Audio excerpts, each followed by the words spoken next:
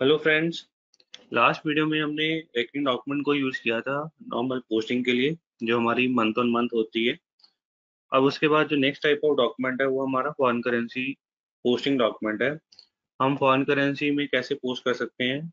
For example, अगर हमारी local currency INR है और अगर हमें कोई डॉक्यूमेंट पोस्ट करना है कैनेडियन डॉलर में या एसजीडी में या किसी और करेंसी में, जीबीपी में, तो सिस्टम उसको कैसे ट्रांसलेट करके आपकी लोकल करेंसी में लेके आएगा, उसको हम आज देखेंगे। तो उससे पहले अगर आपको एसएपी के ये हिंदी सीरीज के वीडियोस अच्छे लग रहे हैं तो प्लीज इसको ज्यादा से ज्यादा लाइक कीजिए। तो हम आज का वीडियो स्टार्ट करते हैं। इसमें हम क्या क्या करेंगे? तो कोई भी अगर आपने फॉरेन करेंसी पोस्टिंग करनी है, उसके लिए आपको चाहिए एक्सचेंज रेट टाइप, और उस एक्सचेंज रेट टाइप के अगेंस्ट आपको चाहिए रेट। वो जो रेट होगा डॉक्यूमेंट करेंसी और लोकल करेंसी का, वो कहाँ पे आप जाके अपडेट करोगे? वो एक्सचेंज रेट टेबल में जाके आप अपडेट करोगे। तो ये जो एक्सचेंज रेट टाइप है, ये एसएपी आपको जो कुछ स्टैंडर्ड एक्सचेंज रेट टाइप्स हैं वो एसएपी आपको देता है। जैसे कि जी है, बी है और एम है। जी होता है बाइंग रेट के लिए, बी होता है सेलिंग रेट के लिए और एम होता है एवरेज रेट के लिए। सबसे ज्यादा जो कॉमन यूज में आता है वो कौन सी एक्सचेंज रेट टाइप है जो आपको जो मोस्ट ऑफ द प्रोजेक्ट में देखने को मिलेगी, वो होगी आपकी एक्सचेंज रेट टाइप एम। आप अपनी खुद की एक्सचेंज रेट टाइप भी क्रिएट कर सकते हो अगर क्लाइंट की ऐसी कुछ रिक्वायरमेंट है। वो कहाँ पे आप क्रिएट कर सकते हो? उसको क्रिएट करने के लिए आपके पास ट्रांजेक्शन कोड है OB07। आप जाओगे OB07 ट्रांजेक्शन कोड में, तो उसमें आप इसको क्रिएट कर सकते हो। यहाँ पे आप देखोगे काफी सारी एक्सचेंज रेट टाइप दी हुई है। अगर आपने इसमें से स्टैंडर्ड वाली चेक करनी है तो आप चेक कर सकते हो। फॉर एग्जाम्पल, जी है आपकी बैंक बाइंग रेट के लिए, बी है आपकी सेलिंग रेट के लिए, और आपने अगर एवरेज रेट चेक करना है उसके लिए हम यूज करते हैं एम। अब अगर आपको खुद का कोई एक्सचेंज रेट टाइप बनाना है तो यहाँ पे हम तो न्यू एंट्री पे क्लिक करेंगे। उसके बाद यहाँ पे एक्सचेंज रेट टाइप दे देंगे, जो कि हम कहाँ तक डिफाइन कर सकते हैं। इसकी लेंथ हो सकती है 4 कैरेक्टर तक, अल्फा न्यूमेरिक। तो यहाँ पे हम आईडी दे देते हैं। फॉर एग्जांपल, हम 10 IN के लिए काम कर रहे हैं, तो यहाँ पे हमारा एक्सचेंज रेट टाइप क्या हो गया? 10 IN। और यहाँ पे हम इसका डिस्क्रिप्शन दे देते हैं कि ये जो एक्सचेंज रेट टाइप है ये किसके लिए हम यूज करेंगे? 10 IN कंपनी कोड के लिए यूज करेंगे।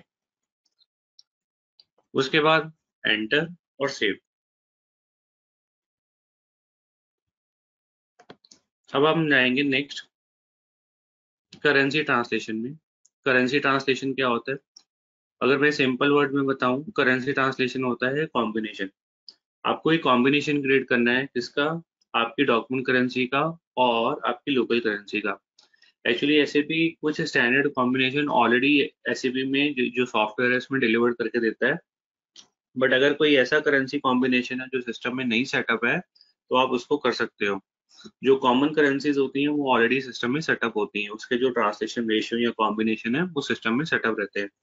तो फॉर एग्जांपल, हमारी अगर जो लोकल करेंसी है वो आईएनआर है, और फॉरेन करेंसी यूएसडी में अगर हम पोस्ट करना चाहते हैं या सीएडी या कोई भी करेंसी में, तो उसका एक कॉम्बिनेशन बनाना पड़ेगा कि आईएनआर टू सीएडी और आईएनआर टू जीबीपी और आईएनआर टू यूरो। तो इसके लिए हमारे पास ट्रांजेक्शन कोड है OBBS। तो इस ट्रांजेक्शन कोड में जाएंगे और चेक करेंगे करेंसी कॉम्बिनेशन या करेंसी ट्रांसलेशन। तो ये आपको एक मैसेज देगा, do you want to continue? Yes कर देना। तो यहाँ पे आपको वो जो कॉम्बिनेशन है वो मिल जाएंगे।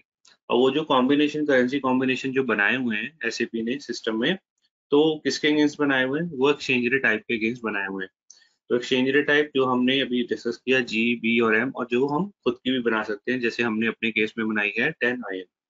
अब वो जो कॉम्बिनेशन, जैसे अब हमने नया वाला एक्सचेंज रेट टाइप बनाया, क्योंकि जो स्टैंडर्ड एक्सचेंज रेट टाइप होते हैं जैसे जी होता है, बी होता है, एम होता है, उसमें आपको फॉर एग्जांपल हमने एम के लिए करेंसी कॉम्बिनेशन देखना है आईएनआर टू जीबीपी। ये जो कॉमन वाले होते हैं वो आपको आराम से सिस्टम में मिल जाएंगे। बट अगर आपने कोई ऐसा कॉम्बिनेशन क्रिएट करना है जो कि एक नई एक्सचेंज रेट टाइप के लिए, तो उसके लिए आपको यहाँ पे आना पड़ेगा OBBS में, और उसको आपको सेटअप करना पड़ेगा। फॉर एग्जाम्पल, हमारे केस में क्या है? हमारे केस में जो एक्सचेंज रेट टाइप है वो न्यू है, और वो है 10 IN।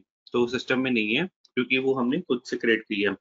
उसके बाद यहाँ पे आ जाएगा फ्रॉम करेंसी टू करेंसी। तो हमारी करेंसी है आईएनआर और हम किस में पोस्ट करना चाहते हैं? जीबीपी में। उसके बाद इसकी जो वैलिडिटी है ये जो करेंसी ट्रांसलेशन है, ये जो करेंसी कॉम्बिनेशन है, वो कब से वैलिड हो?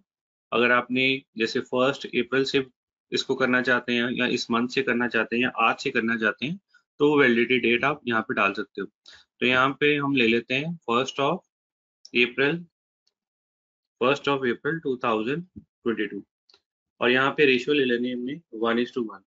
1:1 का मतलब ये होता है कि 1 unit of INR is equal to 1 unit of GBP। हम इन दोनों करेंसी में जो जो भी डिफरेंस होगा वो हम एक्सचेंज रेट जो टेबल है उसमें डालेंगे। तो यहाँ पे इसको एंटर कर लेना है, सेव कर लेना है और एंटर। उसके बाद जो नेक्स्ट है वो है हमारा एक्सचेंज रेट टेबल।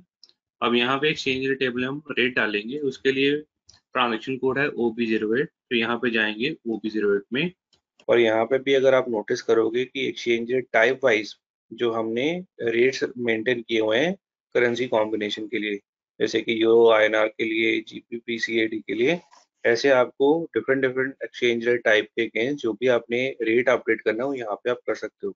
जो जो भी आपकी मोस्टली जो कॉमन करेंसी कॉम्बिनेशन होते हैं उसमें रेट्स ऑलरेडी मेंटेन किए हुए हैं, बट आप उसमें चेंजेस करना चाहते हो तो आप कुछ चेंज कर सकते हो। आप अगर खुद का भी नया क्रिएट करना चाहते हो तो नया भी क्रिएट कर सकते हो। तो यहाँ पे क्या होता है, यहाँ पे अगर आप देखोगे फील्ड है वैलिडिटी डेट, तो सिस्टम उसी डेट के हिसाब से वो जो आपका रेट है वो पिक करता है। फॉर एग्जांपल हमारे पास यहाँ पे हमने दो रेट दिए, एक रेट दिया हमने 27 जुलाई और एक दिया 28 जुलाई। तो अगर मैं पोस्टिंग कर रहा हूँ और उस पोस्टिंग में मैं डेट ले रहा हूँ 28, तो सिस्टम कौन सा रेट पिक करेगा? 28 वाला। अगर 27 में पोस्टिंग कर रहा हूँ तो सिस्टम कौन सा रेट लेगा? 27 वाला। तो जो भी आपने लास्ट डेट अपडेट किया सिस्टम उसी को अपडेट करता है अगर आप कोई लेटेस्ट डॉक्यूमेंट पोस्ट कर रहे हो आज की डेट में। तो ये जो एक्सचेंज रेट टेबल होता है ये ट्रेजरी वाले या फाइनेंस वाले डेली बेसिस पे इसको अपडेट करते हैं। यहाँ पे जो डेट आप देख रहे हो, तो फॉर एग्जांपल 27, 28, 29, तो डेली बेसिस पे यहाँ पे रेट को अपडेट किया जाता है। अगर कुछ क्लाइंट इसमें ऑटोमेशन लेके आना चाहते हैं तो वो इंटरफेसेस को यूज कर सकते हैं, जैसे ब्लूमबर्ग हो गया, जिससे सिस्टम क्या करता है SAP में ऑटोमेटिकली रेट फीड होके आता है। कहाँ से आता है? उस इंटरफेस से फीड होके आ जाएगा। अब अगर आपको मैनुअली इसको अपडेट करना है तो मैनुअल अपडेट करने के लिए हमारे पास यहाँ पे न्यू एंट्री में जाएंगे और एक्सचेंज रेट टाइप दे देंगे। उसके बाद वैलिडिटी यानी कि सिस्टम किस डेट से उठाए, सिस्टम आज की डेट से उठाए, क्या रेट उठाए, क्योंकि डेली बेसिस पे जो रेट है वो चेंज होते रहते हैं, तो इसीलिए हम इसको डेली बेसिस पे अपडेट करेंगे। अब यहाँ पे 28/7 को हमारा जो करेंसी कॉम्बिनेशन है वो है GBP में। जो भी पोस्टिंग करें तो सिस्टम उसको ट्रांसलेट करके किस में लेके आए? INR में। अब अगर आप देखोगे इसमें दो कॉलम आ रहे हैं, एक कॉलम आ रहा है डायरेक्ट कोटेशन का और एक आ रहा है इनडायरेक्ट कोटेशन का। तो डायरेक्ट कोटेशन आपको कब यूज करना है, इनडायरेक्ट कब करना है? डायरेक्ट कोटेशन अगर आपकी जो डॉक्यूमेंट करेंसी है उसकी वैल्यू आपकी लोकल करेंसी से ज़्यादा है तो आप डायरेक्ट कोटेशन यूज करोगे। अगर आपकी जो डॉक्यूमेंट करेंसी है उसकी वैल्यू आपकी लोकल करेंसी से कम है तो उसके लिए आप इनडायरेक्ट कोटेशन यूज करोगे। तो अगर आपने पोस्टिंग कर दी और आपने लाइन आइटम डिस्प्ले करी और इसमें देखा कि हमने फॉरेन करेंसी पोस्टिंग करी है और एक्सचेंज टाइप को हमने यूज किया है, तो आपको कैसे पता चलेगा कि आपने डायरेक्ट कोटेशन में वो पोस्टिंग करी है या इनडायरेक्ट कोटेशन में? तो जो भी आपकी डायरेक्ट कोटेशन होगी, जो भी रेट होगा आपका एक्सचेंज रेट टेबल, जो भी आपका एक्सचेंज रेट होगा, तो वो जो एक्सचेंज रेट होगा डायरेक्ट कोटेशन में विदाउट फॉरवर्ड स्लैश आएगा। और अगर आपने इनडायरेक्ट कोटेशन को फॉलो किया है, उसको यूज किया है पोस्टिंग के लिए, तो सिस्टम आपको जो एक्सचेंज रेट दिखाएगा उसके साथ फॉरवर्ड स्लैश भी दिखाएगा। हम इसको चेक करेंगे। अभी के लिए हम क्या करते हैं, हम डायरेक्ट कोटेशन में रेट डाल देते हैं। For example 1 GBP is equal to 90 INR, ये हमने रेट डाल दिया। उसके बाद ये देखोगे अगर आप रेशियो 1:1 आ रही है, ये जो रेशियो 1:1 आ रही है ये सिस्टम कहाँ से उठा रहा है? ये आपके पिछले स्टेप से उठा रहा है जहाँ पे आपने ये करेंसी कॉम्बिनेशन बनाया GBP एंड INR। तो अब इसमें मैं इसको सेव कर देता हूँ, सेव करेंगे। और ऐसे ही अगर आपने अपनी एक्सचेंज रेट टाइप के लिए इसको रेट को मेंटेन करना है तो यहाँ पे एक्सचेंज रेट टाइप डाल दो 10 IN, रेट डाल दो। और यहाँ पे फॉर एग्जांपल हमने सेम करेंसी कॉम्बिनेशन में मेंटेन करना है और यहाँ पे मैं थोड़ा डिफरेंट रेट ले लेता हूँ। यहाँ पे मैं थोड़ा डिफरेंट रेट ले लेता हूँ, लेट्स से 92। और इसको हम मेंटेन करेंगे और सेव कर देंगे, एंटर कर देंगे, सेव कर देंगे। अब हमारे पास दो एक्सचेंज रेट टाइप है, सिस्टम कौन सी एक्सचेंज रेट टाइप को यूज करेगा और उसी से यूज उसको तो उसको कंसिडर करेगा। तो जो आप एक्सचेंज रेट टाइप को डॉक्यूमेंट टाइप में जाके साइन कर दोगे, वही एक्सचेंज रेट टाइप को सिस्टम यूज करेगा। जैसे कि कोई भी हम डॉक्यूमेंट को पोस्ट करते हैं, तो जीएल फॉर एग्जांपल हम जीएल डॉक्यूमेंट को पोस्ट करते हैं, तो जीएल पोस्टिंग के लिए हमारे पास जो स्टैंडर्ड डॉक्यूमेंट टाइप होती है वो कौन सी होती है, वो ऐसे होती है। तो अगर इस ऐसे डॉक्यूमेंट टाइप में आपने जो फॉरेन करेंसी पोस्टिंग करनी है, तो आप क्या करोगे, आप इस डॉक्यूमेंट टाइप में जाओगे और जो भी आपकी एक्सचेंज टाइप है उसको आप यहाँ पे जाके असाइन कर दोगे। तो भी आप कोई भी जीएल पोस्टिंग करोगे जिसका कि डॉक्यूमेंट टाइप ऐसे है, तो सिस्टम कौन सी एक्सचेंज टाइप उठाएगा, जो भी आपने इसमें असाइन की होगी। तो वो असाइनमेंट कैसे करते हैं, डॉक्यूमेंट टाइप में जाके उसके लिए हमारे पास ट्रांजैक्शन कोड है OVA7, और क्लिक ऑन पोजीशन पे जाएंगे। डॉक्यूमेंट टाइप हमारी है ऐसे, यहाँ पे हम डिटेल में जाएंगे, यहाँ पे आपको दिखाएगा डिफॉल्ट वैल्यू करके, और ये है आपका exchange rate type for the foreign currency posting document. और यहाँ पे अगर आप देखोगे, बाय डिफॉल्ट हमारे पास जो एक्सचेंज रेट टाइप होती है वो यहाँ पे एम असाइन हुई होती है। अगर आप यहाँ पे 10 आयन करना चाहते हो या जो खुद की आपकी एक्सचेंज रेट टाइप है उसको करना चाहते हो, तो सिस्टम जो रेट है वो उस हिसाब से आपका उठाएगा। अब अगर आपको यहाँ पे जो एक्सचेंज रेट टाइप है यहाँ पे ब्लैंक है, तो उस केस में सिस्टम क्या करेगा, उस केस में सिस्टम कौन सी एक्सचेंज रेट टाइप के रेट को फॉलो करेगा, एम वाले को करेगा। तो यहाँ पे फॉर एग्जांपल मैं एम को यूज करता हूँ, तो हम देखेंगे कि हमारे पास जो भी पोस्टिंग है उसको सिस्टम ने जो लोकल करेंसी में किस हिसाब से ट्रांसलेट किया, किस एक्सचेंज रेट टाइप और किस रेट के हिसाब से। तो मैं यहाँ पे इसको चेंज नहीं करूंगा, एक्सचेंज रेट टाइप एम नहीं रहने दूंगा। अब हम एक फॉरेन करेंसी पोस्टिंग करते हैं F-02 से। यहाँ पे डेट डाल देते हैं आज की, कंपनी कोड है INR, जिसकी लोकल करेंसी है INR। बट यहाँ पे जो हम पोस्टिंग करना चाहते हैं वो जीबीपी में पोस्टिंग करना चाहते हैं। तो यहाँ पे करेंसी हमारी आ जाएगी जीबीपी, और नीचे आपका जीएल आ जाएगा, जीएल डाल देंगे, एक्सपेंस जीएल। उसके बाद यहाँ पे 1 जीबीपी की पोस्टिंग करेंगे, 1 जीबीपी। और ये क्या है, salary expense in foreign currency to cash account, amount दे देंगे कैश जीएल में सेम 1 जीबीपी, और स्टार डाल देंगे। अब यहाँ पे हम देखेंगे वो जो 1 जीबीपी है आईएनआर में कितना ट्रांसलेट होके आ रहा है। तो एंटर बटन प्रेस करेंगे, ये अगर आप देखोगे कि 1 जीबीपी 90 के हिसाब से आ रहा है, 90 जो भी हमने एक्सचेंज रेट दिया था, एक्सचेंज रेट टाइप के अगेंस्ट एम के अगेंस्ट। तो अगर आपको इस चीज़ को चेक करना है तो कैसे चेक करोगे, तो यहाँ पे आप डॉक्यूमेंट ओवरव्यू में जाओ। तो जैसे मैं आपको बता रहा कि आपके पास डायरेक्ट कोटेशन भी है, इनडायरेक्ट कोटेशन भी है। तो आप कैसे आप चेक करोगे कि ये जो रेट सिस्टम लेके आया वो डायरेक्ट कोटेशन से लेके आया या इनडायरेक्ट कोटेशन से। तो यहाँ पे अगर आप देखोगे ये जो रेट है ये विदाउट फॉरवर्ड स्लैश है, तो यानी कि ये डायरेक्ट कोटेशन से ही लेके आया। अगर यहाँ पे फॉरवर्ड स्लैश लगा होता तो सिस्टम उस रेट को कहाँ से लेके आता, वो रेट आपको होता है इनडायरेक्ट कोटेशन का। अगर आपको चेक करना है कि ये जो जीबीपी अमाउंट है इसको ट्रांसलेट करके लोकल करेंसी में कितना आता है, तो यहाँ पे डिस्प्ले करेंसी में जाओगे और यहाँ पे आप लोकल करेंसी रेडियो बटन को टिक कर दोगे, तो ये दिखा देगा आपका कि 1 जीबीपी ये आपका है 90 INR। अब इसको अगर आपने पोस्ट करना है तो यहाँ पे एक और चीज आप देखोगे, ट्रांसलेशन डेट। ट्रांसलेशन डेट मतलब कि अगर आपने जो एक्सचेंज रेट टेबल है उसमें डे टू डे बेसिस पे आप रेट को अपडेट कर रहे हो, तो सिस्टम ने कौन से दिन का रेट उठाया, तो सिस्टम ने उठाया है 28/7 का रेट। ऐसे ही अगर आपने 27/7 है, 26/7 है, या 25/7 है, तो उस हिसाब से सिस्टम यहाँ पे रेट को उठाता है। तो यहाँ पे रेट सिस्टम ने कौन सा पिक किया, 28/7 वाला पिक किया। अब इसको अगर आपने पोस्ट करना है तो आप यहाँ पे जाओगे पोस्ट पे, तो सेव करने के टाइम पे यहाँ पे एक एरर आ रहा है, there is no item category assigned for GL in the company code 10IN। अगर आपको भी GL पोस्टिंग के टाइम पे या फॉरेन करेंसी पोस्टिंग के टाइम पे ये वाला एरर आता है, तो आप इसको कैसे रिजॉल्व करोगे। तो ये डॉक्यूमेंट स्प्लिटिंग का एरर है। डॉक्यूमेंट स्प्लिटिंग एक टॉपिक है जिसको हम सेपरेटली डिस्कस करेंगे, जिसपे मैं अलग से एक वीडियो बनाऊंगा। और इस एरर को अभी के लिए फिक्स करने के लिए, रिजॉल्व करने के लिए हम कहाँ पे जाएंगे?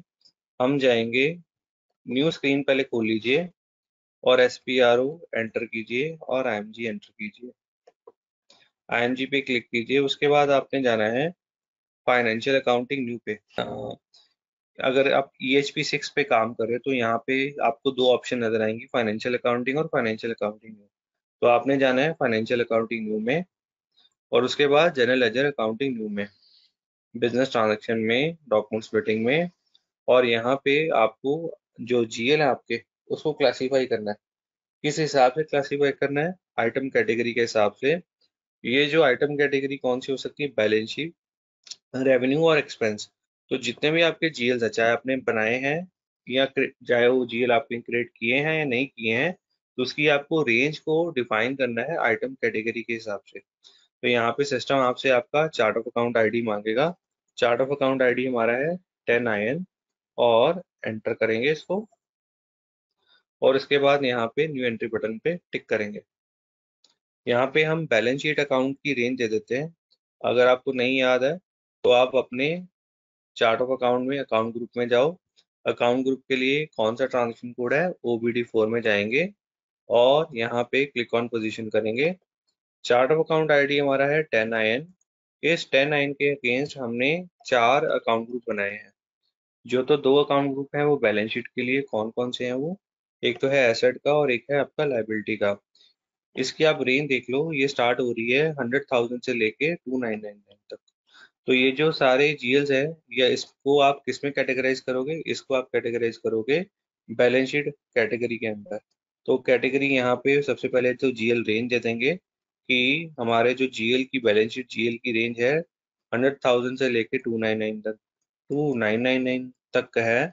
और यहाँ पे आइटम कैटेगरी सिस्टम आपको स्टैंडर्ड शो करेगा, और इस आइटम कैटेगरी में हम ऑप्शन नंबर 1 सेलेक्ट करेंगे, बैलेंस शीट, और इसका जो ID है वो है 01,000। ऐसे ही हम इसको एंटर बटन प्रेस करो तो यहाँ पे दिखा देगा आपको ये बैलेंस शीट आइटम कैटेगरी है, और जिसमें हमने ये GL रेंज दे दी। ऐसे ही आपको इनकम के लिए देना है और एक्सपेंस के लिए देना है। तो इनकम के लिए अगर आप देखोगे कौन सी GL रेंज है आपके पास, GL रेंज है आपकी 300,000 से लेके 3999 तक। यहाँ पे GL रेंज दे देते हैं इनकम की 300,000 से लेके 399 तक। और आइटम कैटेगरी यहाँ पे क्या आ जाएगी? रेवेन्यू। रेवेन्यू या इनकम एक ही चीज है। तो यहाँ पे इसका कोड आ जाएगा 30,000, ये आपको सिलेक्ट करना है रेवेन्यू। रेवेन्यू, उसके बाद आपका आ जाएगा 400,000, ये एक्सपेंस के लिए रेंज आ जाएगी 400,000 से लेके 4999 तक। ये आपकी एक्सपेंस की GL रेंज आ जाएगी। उसके लिए हम आइटम कैटेगरी यूज करेंगे 20,000, जो कि है एक्सपेंस के लिए 20,000। अब ये जो आपने GL रेंज है और यहाँ जो GL है, इसको कैटेगराइज कर लिया। इसको हम सेव कर देंगे और इस स्क्रीन से बाहर आ जाएंगे। उसके बाद हम एक और स्क्रीन में जाएंगे जो कि है document fitting characteristics for general ledger accounting, इसमें जाएंगे। और यहाँ पे मैंडेटरी फील्ड, अगर कोई चेकबॉक्स सिस्टम आपको दिखा रहा है तो उस चेकबॉक्स को आप डीसेलेक्ट कर दोगे। तो यहाँ पे हमारे केस में ये जो तीनों चेक बॉक्सेस हैं वो डीसेलेक्टेड है ऑलरेडी, तो इसको हम सिलेक्ट नहीं करेंगे, और मेक श्योर करेंगे अगर कोई सिलेक्ट किया हो तो उसको डीसेलेक्ट कर दे। अब इससे हम बाहर आ जाएंगे और डॉक्यूमेंट फिटिंग को एक्टिवेट कर देंगे इस कंपनी कोड के लिए। इस अगर आपको अपने कंपनी कोड में डॉक्यूमेंट फिटिंग को एक्टिवेट करना है तो यहाँ पे हम जाएंगे एक्टिवेट डॉक्यूमेंट फिटिंग, और यहाँ पे ये जो डॉक्यूमेंट फिटिंग वाला चेकबॉक्स है, इन दोनों चेकबॉक्सेस को आप टिक कर दोगे। इन दोनों चेकबॉक्सेस को आप टिक कर दोगे अगर टिक नहीं है। और अगर आपको किसी कंपनी कोड में ये जो डॉक्यूमेंट फिटिंग है उसको डीएक्टिवेट करना है, तो डीएक्टिवेट करने के लिए सबसे पहले तो यहाँ तो ऑप्शन नंबर 1 है कि ये जो चेकबॉक्स है आप रिमूव कर दो। बट अगर आप मल्टीपल कंपनी कोड में काम कर रहे हो तो बाकी कंपनी कोड में आप डॉक्यूमेंट स्प्लिटिंग को यूज करना चाहते हो, किसी पर्टिकुलर कंपनी कोड में आप उसको नहीं यूज करना चाहते, तो उसके लिए आपके पास ये ऑप्शन है डीएक्टिवेशन पर कंपनी कोड। तो कंपनी कोड के हिसाब से आप उसको डीएक्टिवेट कर सकते हो। अगर आपने डीएक्टिवेट करना है तो उन कंपनी कोड पे ये जो चेकबॉक्स है उसको टिक कर दो। अगर आपको कंपनी कोड के लिए यूज करना है तो ये जो चेक बॉक्स है ये आप डीसेलेक्ट करोगे। तो यहाँ पे अगर आप देखोगे 10 आयन के केस में ये जो डीएक्टिवेशन नहीं हुई पड़ी ये एक्टिव है। अगर मैं इसको सेलेक्ट कर दूंगा तो डीएक्टिवेशन हो जाएगी, डॉक्यूमेंट फिटिंग डीएक्टिवेट हो जाएगी, जो कि हमने अभी नहीं करना चाहते। हम वापस आ जाते हैं। अब हम दोबारा से पोस्टिंग करेंगे। डेट अगेन आ जाएगी आज की, और कंपनी कोड, करेंसी आपकी आ जाएगी जीबीपी जिसमें आप पोस्टिंग करना चाहते हो। उसके बाद आपका जीएल आ जाएगा। उसके बाद जीएल में अमाउंट आ जाएगा, फॉर एग्जांपल 1 GBP। और यहाँ पे क्या है, एक्सपेंस पेड 50 पोस्टिंग की आ जाएगी आपके ऑफसेट या कैश जीएल के लिए। और जो कैश जीएल है उसमें भी हम $1 यूज करेंगे 1 GBP। और टेक्स्ट आ जाएगा प्लस। और यहाँ पे 90 आईएनआर आ गया। आपने इसको डॉक्यूमेंट ओवरव्यू बटन पे टिक किया और ये दिखा रहा है आपका डायरेक्ट कोटेशन का रेट और 90 है। अगर आपको इस जीबीपी, अगर ये जो 1 GBP इसको आपने आईएनआर में देखना है तो यहाँ पे डिस्प्ले करेंसी में जाइए और लोकल करेंसी में जाइए, तो ये दिखा देगा आपको। अगर आप इसको पोस्ट करना है आप, तो पोस्ट करने के लिए यहाँ पे सेव बटन पे टिक करेंगे। तो ये देखोगे आप, ये डॉक्यूमेंट पोस्ट हो गया। वो जो आपको डॉक्यूमेंट स्प्लिटिंग का एरर आ रहा था आइटम कैटेगरी वाला, वो रिजॉल्व हो गया। अब आप जाओगे मेन्यू पे, डॉक्यूमेंट में और डिस्प्ले में। तो यहाँ पे सिस्टम आपको दिखा देगा जो भी आपकी लाइन आइटम में पोस्टिंग हुई है वो आपकी फॉरेन करेंसी में पोस्टिंग हुई है, जो कि है जीबीपी, और उसकी लोकल करेंसी ट्रांसलेशन हुआ है। तो उसको हमने, तो उस अमाउंट को हमने लोकल करेंसी में ट्रांसलेट किया है, जो कि बनता है 90 आईएनआर। तो ये जो हमने पोस्टिंग देखी, ये देखी डायरेक्ट कोटेशन के हिसाब से, जिसमें हमने ये देखा सिस्टम कहाँ से रेट उठा के लेके आता है। सिस्टम रेट उठा के लेके आता है एक्सचेंज रेट टेबल से। अब अगर आपके पास कुछ ऐसे डॉक्यूमेंट हैं जो कि आपने पोस्ट करने हैं और जिसके लिए आप रेट नहीं चाहते कि सिस्टम कहाँ से पिक करे एक्सचेंज रेट टेबल से, तो उसके लिए आप कोई डिफरेंट रेट देना चाहते हो, तो उसके लिए क्या करना पड़ेगा आपको। आप जब आप डॉक्यूमेंट को पोस्ट कर रहे हो तो उस टाइम पे जो भी आप रेट दोगे तो सिस्टम प्रायोरिटी किसको देता है, उस रेट को प्रायोरिटी देगा जो रेट आप डॉक्यूमेंट पोस्टिंग के टाइम पे एंटर करोगे। फॉर एग्जाम्पल हमारा जो रेट है, वो जो हमने रेट अपडेट किया हुआ है 1 GBP is equal to 90 INR, वो एक्सचेंज रेट टेबल में अपडेट किया हुआ। अब मैं एक डॉक्यूमेंट पोस्ट करना चाहता हूँ जिसमें मैं रेट देना चाहता हूँ 92 और मैं चाहता हूँ वो जो 1 GBP हो 92 आईएनआर में पोस्ट हो। तो उसके लिए हमें, अगर एक्सचेंज रेट टेबल को नहीं चेंज करना, उसके लिए आप क्या करोगे, उसमें आप डॉक्यूमेंट पोस्टिंग में जाओगे F-02 में। तो आप जीएल पोस्टिंग डॉक्यूमेंट में जाके ही आप करेंसी के साथ उसका रेट भी दे सकते हो। जैसे रेट आपने एक्सचेंज रेट टेबल में दिया वैसे ही रेट आप यहाँ पे भी दे सकते हो। अब आपके दो रेट हो गए, एक रेट हो गया आपका एक्सचेंज रेट टेबल वाला और एक ये रेट हो गया जो आप डॉक्यूमेंट पोस्टिंग के टाइम पे दे रहे हो। तो सिस्टम कौन से रेट को प्रायोरिटी देता है, सिस्टम आपके जो डॉक्यूमेंट पोस्टिंग के रेट में, जो आपने डॉक्यूमेंट पोस्टिंग के टाइम पे जिस रेट को मेंशन किया, सिस्टम उसको प्रायोरिटी देगा, उसको कंसिडर करेगा। फॉर एग्जांपल यहाँ पे हमारी डेट आ गई 28/7 और करेंसी आ गई जीबीपी। और यहाँ पे ये जो आप नेक्स्ट फील्ड देख रहे हो ये है रेट का। तो ये आपने रेट अपडेट करना है यहाँ पे। तो इसको आप F4 प्रेस करो या इस बटन पे क्लिक करो। तो यहाँ पे सिस्टम आपको दो फील्ड दिखाएगा, जीबीपी आईएनआर और आईएनआर जीबीपी। तो यहाँ पे अगर आप पहले वाले में जो रेट देते हो तो वो किस हिसाब से सिस्टम उसकी पोस्टिंग करेगा, डायरेक्ट कोटेशन के हिसाब से। अगर आप रेट देते हो सेकंड फील्ड में यहाँ पे आईएनआर जीबीपी, तो सिस्टम किस हिसाब से पोस्टिंग करेगा, इनडायरेक्ट कोटेशन के हिसाब से। तो हमने पहले डायरेक्ट कोटेशन लिया हुआ है, वो लिया हुआ है 90। यहाँ पे दे देता हूँ मैं 92 और ये एग्जीक्यूट बटन है, इसको टिक कर देता हूँ। अब सिस्टम वो जो 1 GBP उसको आईएनआर 92 में ट्रांसलेट करेगा इस रेट के हिसाब से। तो हम यहाँ पे जीएल दे देते हैं। अब यहाँ पे सिस्टम आपको एक वार्निंग मैसेज दे रहा है कि आपने जो रेट अपडेट किया हुआ टेबल में वो है 90, यहाँ पे आपने दे दिया 92। तो यहाँ पे वेरिएशन आ रहा है, तो आप इसको इग्नोर कर सकते हो वार्निंग मैसेज को। और यहाँ पे आपने रेट दे दिया 1 GBP और यहाँ पे आपने टेक्स्ट डाल दिया expense paid in foreign currency to cash GL. GL में यहाँ पे हमने डाल दिया कैश का अमाउंट, दे दिया दूसरी लाइन आइटम के अमाउंट दे दिया दूसरी लाइन आइटम के लिए यह है 1 GBP और टेक्स्ट दे दिया 1।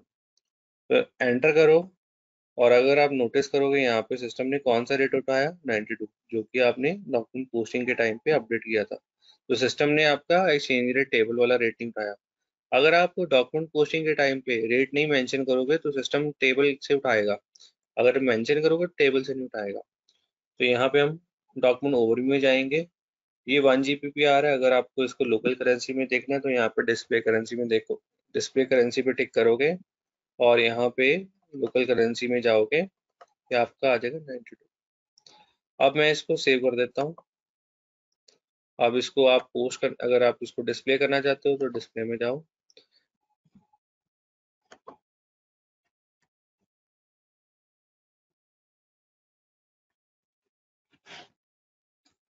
तो ये था हमारा डायरेक्ट कोटेशन। अब एक देख लेते हैं इनडायरेक्ट कोटेशन। इनडायरेक्ट कोटेशन में सबसे पहले हमें करेंसी कॉम्बिनेशन क्रिएट करना है OBPS में। तो यहाँ पे हम करेंसी कॉम्बिनेशन क्रिएट कर लेते हैं। एक्सचेंजर टाइप में सेम ले लेता हूँ M, और यहाँ पे ये जो करेंसी कॉम्बिनेशन हम ले लेते हैं, ये जो करेंसी कॉम्बिनेशन हम ले लेते हैं इसमें NPR Nepali rupees, NPR Nepali rupees to INR, और यहाँ पे इसकी जो वैलिडिटी है वो दे देते हैं 1 अप्रैल से, और रेशियो डाल देते हैं 1:1। 1 NPR is equal to 1 INR। अब इन दोनों करेंसीज में एक्सचेंज रेट में क्या डिफरेंस है उसके लिए हम जाएंगे OB08 में, और जो आपका इनडायरेक्ट कोटेशन वाला है उस कॉलम में हम इस रेट को अपडेट करेंगे। तो न्यू एंट्री में जाएंगे। एक्सचेंज टाइप आपका सेम है M, और यहाँ पे वैलिडिटी आज का रेट हम सिस्टम उठाए जो कि 28/7 का, और ये आपकी है NPR फॉरेन करेंसी, और आपकी जो लोकल करेंसी है वो है आपकी INR। अब जो 1 INR है कितने NPR के बराबर है, फॉर एग्जाम्पल 15 NPR के बराबर है। यहाँ पे हमने एग्जाम्पल ले लिया 15 NPR के 15 NPR के हिसाब से। यहाँ पे मेंटेन करेंगे, क्लिक ऑन मेंटेन और सेव कर देंगे, एंटर करेंगे। अब मैं अगर 15 NPR डालूंगा तो सिस्टम उसकी पोस्टिंग लोकल करेंसी में कितनी कर देगा, 1 INR की।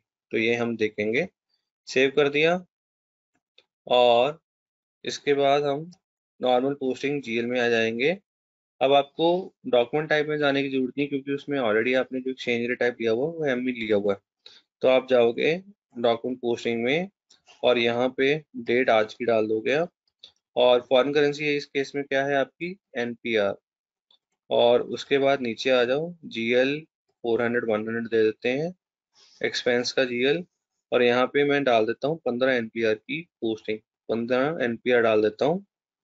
और ये क्या है, ये हमारा है expense paid in foreign currency to cash account कर देता हूँ, पोस्टिंग की 50, और GL यहाँ पे क्या है GL 200 100, एंटर। दूसरी लाइन आइटम में भी अमाउंट आपका आ गया NPR 15 और टेक्स्ट प्लस। अब आपको ट्रांसलेट करके देखना है कि कितना INR में कन्वर्ट हुआ ये। तो यहाँ पे देखो 1 INR में कन्वर्ट होके आ गया।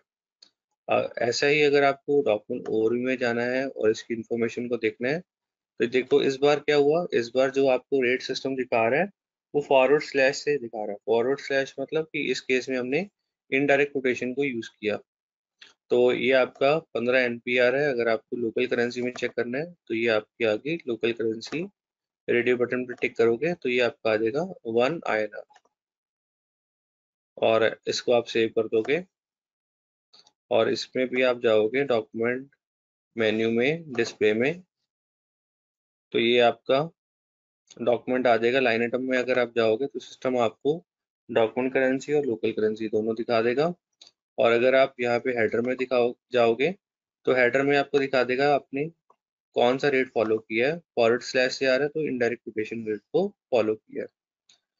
उसके बाद जैसे आपके पास यहाँ पे भी कुछ डॉक्यूमेंट ऐसे हैं जिसके लिए आप नहीं चाहते हो कि सिस्टम जो रेट है वो कहाँ से पिक करे, एक्सचेंज रेट टेबल से, आप उसको डॉक्यूमेंट पोस्टिंग के टाइम पे ही लेना चाहते हो। तो यहाँ पे भी हम एग्जांपल ले लेते हैं। यहाँ पे हमारे पास करेंसी है एनपीआर फॉरेन करेंसी, और यहाँ पे हम इस बटन को क्लिक करेंगे और इस बार यहाँ पे रेट नहीं मेंशन करेंगे, यहाँ पे रेट मेंशन करेंगे। ये है हमारा 17 एनपीआर, यानी कि 17 NPR is equal to 1 INR. तो इसको एक्सेप्ट कर देते हैं। ये देखो ये आपका आ गया फॉरवर्ड स्लैश के साथ, और यहाँ पे जीएल दे देते हैं, यहाँ पे जीएल दे देते हैं और अमाउंट।